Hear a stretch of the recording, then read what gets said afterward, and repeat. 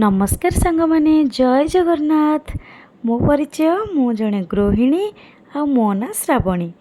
आज सकाळटी मो डोडोल ब्रश करार आरंभ होता। देखु देखु मो डोडोल को 3 वर्ष हो गला से कौटा शिखु बा न शिखु ब्रश करवाटा शिखी जाइए।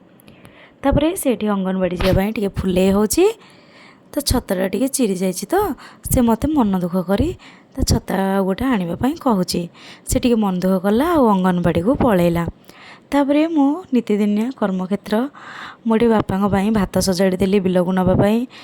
पखाला भात को बैगण पोड़ा टमाटो पोड़ा भेंडी पोड़ा सहित कंचा लंका और पियाज जो कॉम्बिनेशन से पुणी बिलरे तार मजा ही किसी अलग। तो ये मु दिन बेला खाइबारे बनई भात काउरिया साग आ माछ तरकारी।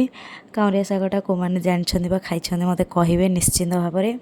आउ टे शोपड़ू डोडोले संध्यार क्षीर पीकी किंदी शरारत करुच्ची देखो। मुझे जहाँ मो जीवन में शिखई पारनी।